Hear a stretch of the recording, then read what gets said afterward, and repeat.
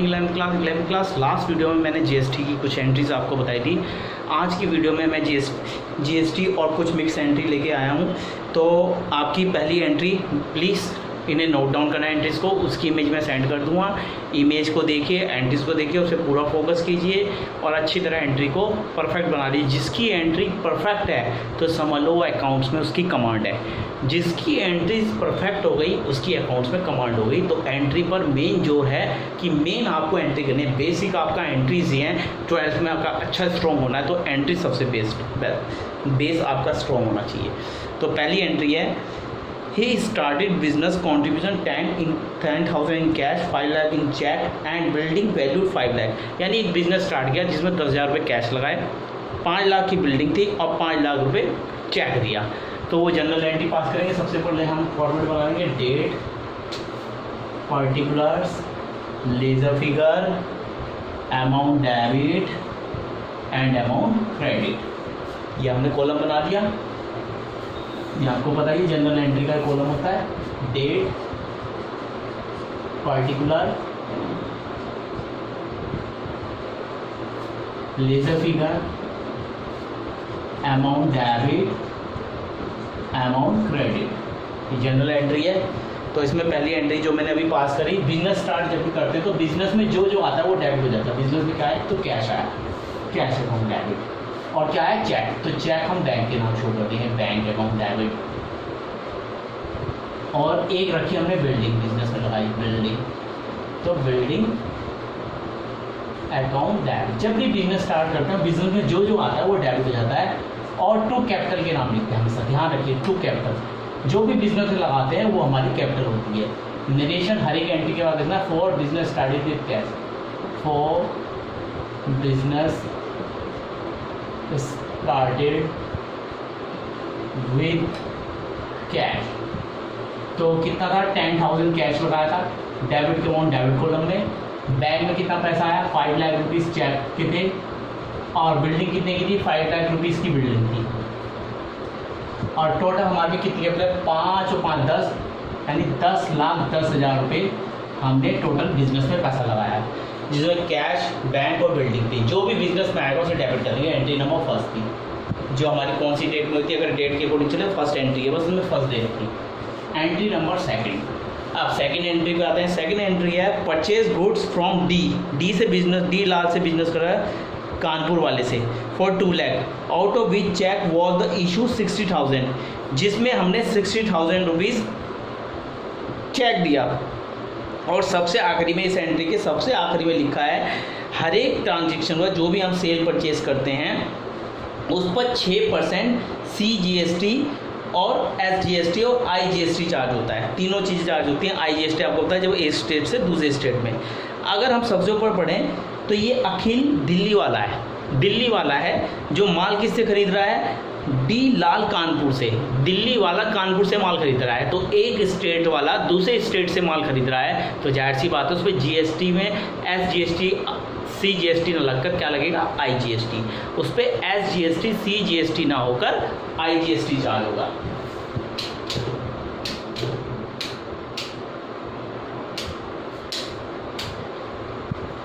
क्या चार्ज होगा उस पर, IGST चार्ज होगा। तो हमें IGST चार्ज होगा। तो उस तरह से हमें एंट्री पास करनी है। तो आइए एंट्री पास करते हैं। गुड्स कितना परचेज कितना किया, डी लाल से कानपुर से 2 लाख का हमने गुड्स परचेज किया है, और जिसमें से 60,000 पेमेंट कैश में है। तो गुड्स परचेज की एंट्री क्या होती है, purchase account debit, purchase account debit, to cheque से पेमेंट है, टू बैंक अकाउंट, और टू डी लाल से हमने लगा डी लाल का अकाउंट आ जाएगा। और परचेज अकाउंट डेबिट तो इनपुट IGST डेबिट हो जाएगा।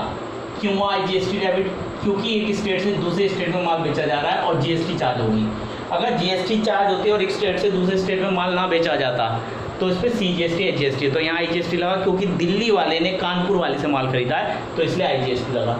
अब हमें ये अमाउंट निकालनी। गुड्स कितने का था, गुड्स था 2 लाख रुपीज़ का। इसमें ट्रेड डिस्काउंट कैश डिस्काउंट नहीं है, ये सिंपल एंट्री है जीएसटी की। 2 लाख पर अब जीएसटी कितना है, IGST 12%, तो 2 लाख का हम 12% निकालते तो 2 लाख का 12% कितना आएगा 24,000। और बैंक कितने, बैंक में कितनी पेमेंट हुई, 60% पेमेंट चेक से हो गई, तो इसका 60% निकालेंगे तो 60% पेमेंट हमारी चेक से हो गई, तो 60% पेमेंट हमारी 60% है, कितनी है 60,000, सॉरी 60,000 चेक से पेमेंट है, 60% 60,000 पेमेंट चेक से है। और फिर बाकी जो बचा उधार, तो उधार कितना हो गया, उधार निकाल देंगे 1,64,000, 1,64,000, 1,64,000 उधार हो गया। जितना उधार हो गया डीलाल के नाम से आ जाएगा, जितना चेक से पेमेंट है बैंक के हो जाएगा, और जीएसटी आपको बताइए इस पे 12% लगा। ये नेक्स्ट एंट्री होगी गुड्स परचेज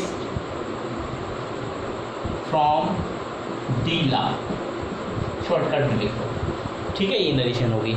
अगली एंट्री नोट डाउन कीजिए, ये समझ में आ गया होगा। अगली एंट्री मैं से साफ कर रहा हूँ, तो इसे नोट डाउन कर लीजिए प्लीज़, वीडियो को पॉज करके नोट डाउन कर लीजिए। नेक्स्ट एंट्री में लिख रहा हूँ, तो नेक्स्ट एंट्री में रीड कर रहा हूँ। नेक्स्ट एंट्री हमारी sold goods on credit to Ramesh Delhi for 1,60,000, यानी गुड्स सोल्ड किया रमेश को, दिल्ली के ही रमेश को सोल्ड किया 1,60,000 का, तो इसमें CGST SGST चार्ज होगा, वो भी आउटपुट, क्योंकि गुड्स सोल्ड करने में आउटपुट आता है।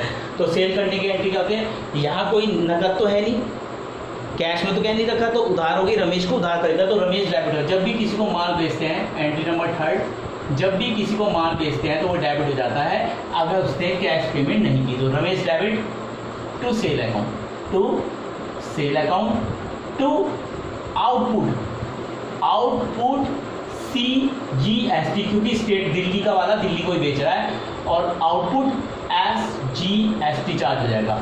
अब गुड्स कितने का है, वो गुड्स है हमारा 1,60,000 का, 1,60,000 का गुड्स है, जिसमें आउटपुट कितने परसेंट है, 6% CGST और 6% SGST है, तो 6% CGST 6% SGST चार्ज है 9,600, किसका 6%, 1,60,000 का 6% CGST SGST। अब ये टोटल हम यहाँ मेंशन कर देंगे, कितना टोटल आएगा 1,60,000, ये सब टोटल करेगा 1,79,200, 1,79,200 यहाँ मेंशन कर देंगे। और ये next entry for goods sold, goods sold to Naresh, to Ramesh. हर एक के एंट्री के बाद नरेशन लिखना कंपल्सरी है, इस चीज़ का ध्यान रखें ताकि पता चल जाए एंट्री किसकी है, ठीक है। नरेशन आपका मेन पॉइंट है इसमें एंट्री के साथ साथ।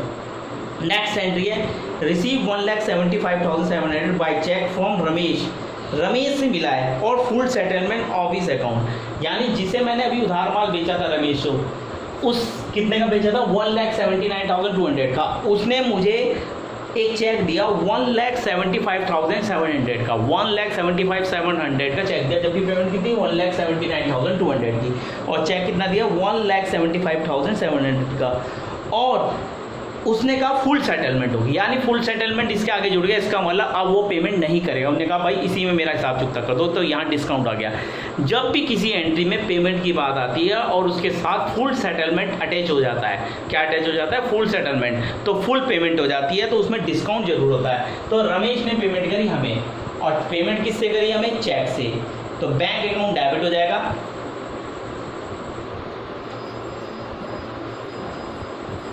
Entry number 4 discount account debit हो जाएगा, यानी जितनी हमने उसे छूट दी है। अब पेमेंट करने वाला कौन है, रमेश। जो भी गिवर होता है, जो भी देने वाला होता है, वो क्रेडिट होता है। रमेश अकाउंट, इस अकाउंट लगा देंगे। रमेश ने टोटल हमें जो कैश चेक से पेमेंट की 1,75,700 करी, कितनी करी 1,75,700, जबकि इसकी पेमेंट कितनी थी 1,70,079, इसकी पेमेंट कितनी थी 1,79,200 की। इतनी पेमेंट थी और इतनी दी, तो इनके बीच का डिफरेंस क्या होगा, डिस्काउंट। अगर इतनी पेमेंट थी, फुल सेटलमेंट ऐड हो गया कि इतने में फुल सेटलमेंट है, अब वो पेमेंट नहीं करे तो ये डिस्काउंट हो गया, और ये डिस्काउंट होगा 3,500 रुपीज़ का, 3,500 रुपीज़ का डिस्काउंट हो गया। तो ये नेक्स्ट एंट्री में हमारी कंप्लीट हो गई। मे भी आपको समझ में आ गया होगा, क्लियर हो गया। ये नेक्स्ट एंट्री भी कंप्लीट हो गई, क्लियर हो गया आपके किस तरह से अमाउंट आई। नेक्स्ट एंट्री हम रीड करते हैं, एक बार इसे नोट डाउन करते रहिए। नेक्स्ट एंट्री मैं रीड कर रहा हूँ, पे टू 1,62,000 टू डी लाल वो है जिससे हमने गुड्स खरीदा था, याद आ गया। डी लाल को 1,62,000 रुपये की पेमेंट दी, फुल सेटलमेंट यहाँ ऐड हो गया, तो यहाँ भी डिस्काउंट ऐड होगा। यहाँ हम पेमेंट दे रहे हैं और इससे ठीक पहले क्वेश्चन में पेमेंट ले रहे थे, तो उसमें कैश डेबिट है, यहाँ कैश क्रेडिट होगा, लेकिन डी लाल को पेमेंट डी लाल डेबिट हो जाएगा। डी लाल डेबिट, कितनी पेमेंट दे रहे हैं, अगर कैश में दे रहे हैं तो टू कैश आ जाएगा, बैंक से दे रहे हैं तो बैंक, तो पेमेंट कैश में है, यहाँ कहीं भी चेक से लेगा तो टू कैश अकाउंट और टू डिस्काउंट अकाउंट।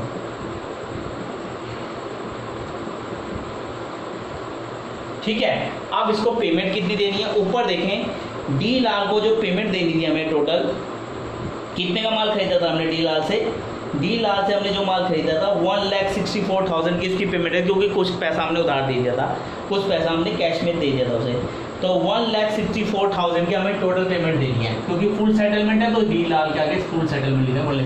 लेकिन हमने पेमेंट कितनी करी, उसे हमने नकद पेमेंट करी 1,62,000 की, और देने कितने थे 1,64,000, और पेमेंट कितनी 1,62,000 की, फुल सेटलमेंट हो गया, तो डिस्काउंट कितना हो गया, दोनों के बीच का डिफरेंस 2,000 रुपीज़ डिस्काउंट हो गया।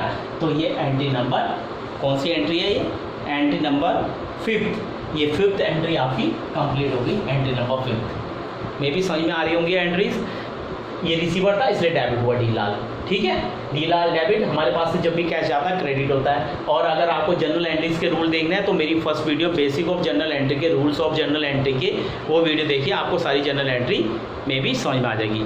Next question, a new machine 2,40,000 की was purchase from machine tools limited. Machine tool limited से एक मशीन खरीदी लुधियाना इन एक्सचेंज ऑफ ओल्ड मशीन, एक पुरानी मशीन के एक्सचेंज में जो हमारी 50,000 की थी। 50,000 की मशीन के एक्सचेंज में हमने एक नई मशीन 2,40,000 की खरीदी लुधियाना वाले से, यानी आउट ऑफ स्टेट खरीदी। ध्यान रखना आउट ऑफ स्टेट, तो इनपुट लग जाएगा जीएसटी और IGST लगेगा। और उसे चेक दिया 1 लाख का फ्रॉम हिज सेविंग अकाउंट, अपने सेविंग अकाउंट से, and balance from his account. देखो कुछ तो सेविंग अकाउंट से 1 लाख सेविंग अकाउंट से दिया और बाकी दिया अपने फर्म के अकाउंट से, यानी अपने गल्ले से। एक तो दिया अपने घर में के कैश में से, सेविंग अकाउंट का मतलब घर के कैश में से, बैंक अकाउंट में से, एक दिया गल्ले के अकाउंट से। तो इन दोनों में डिफरेंस है। जब भी अपने घर के में से पैसा लेकर बिजनेस के लिए खर्चा करेंगे तो उसे कैपिटल में माना जाएगा, उसे कैपिटल में कैलकुलेट किया जाएगा। किस में कैलकुलेट किया जाएगा, कैपिटल में, किस तरह से उसने पैसा लगाया। ठीक है, कैलकुलेट करना है। एक new machine 2,40,000 purchase from machine tool limited in exchange of machine value of 50,000, he give cheque 1 lakh from his saving account and balance from his accounts. तो ये हमें कैलकुलेट करना है, कैसे होगा। तो इसकी एंट्री हम करते हैं। पहले जनरल एंट्री, हमने कौन मशीन आई, machine account debit to machine account tools account. पहले हम एंट्री करते हैं machine account debit to machine tools account.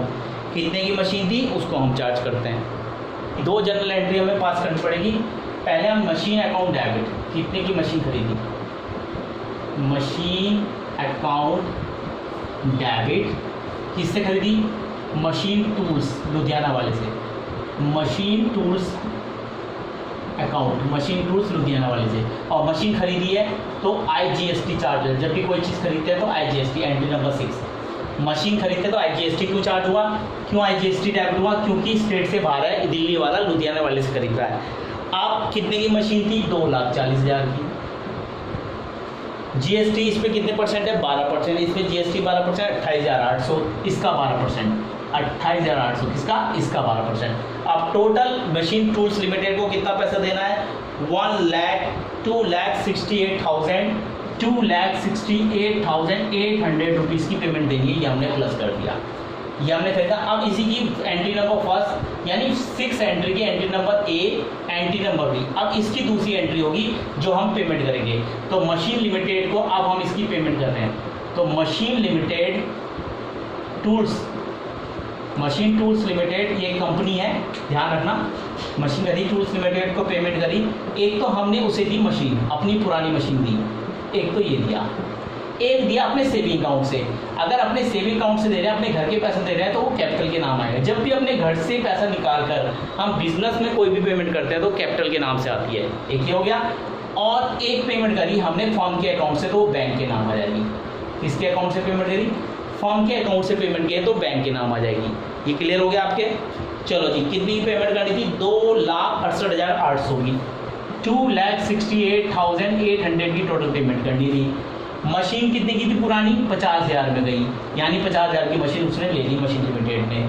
हमने अपनी जेब में से यानी सेविंग अकाउंट से, अपनी जेब का मतलब सेविंग अकाउंट से कितना पैसा निकाला था? 1 लाख, और बाकी पैसा हमने फॉर्म के अकाउंट से निकाला। तो बचा हुआ पैसा कितना बचता है? जब इसे चार्ज करेंगे तो बचा हुआ पैसा हमारा वो हमें निकालना पड़ेगा। इसमें आउटपुट आईजीएसटी हमारा कितना है? आईजीएसटी अकाउंट डेबिट, ठीक है। इनपुट आईजीएसटी लिखना भूल गया, इनपुट जरूर लिखना है, मैं शॉर्ट यहाँ लिख रहा हूँ इनपुट, इसके आगे लिखना है आपको इनपुट अकाउंट, इनपुट जीएसटी है, आईजीएसटी है, ठीक है। अब ये जो मशीन है ये हमने बेची है, तो जब भी कोई चीज़ बेचते हैं, इसे ही तो बेची, समझ लो एक मशीन गई हमारी, इसका नाम बिकी, तो जो मशीन बेचेंगे उसको तो आउटपुट जीएसटी लगेगा, तो आउटपुट आईजीएसटी इसका 12%, 12×5 = 6,000 रुपये चार्ज हो जाएगा। अब जो अमाउंट बचेगी इसमें से ये माइनस करने के बाद जो बचता है वो हम बैंक के नाम यानी वो फॉर्म के अकाउंट से पेमेंट कर देंगे, और वो अमाउंट निकल के आएगी, वो अमाउंट हमारी निकल के आएगी 1,12,800, 1,12,800 रुपीज़। क्लियर हो गया? मे भी आपको समझ में आ गया होगा।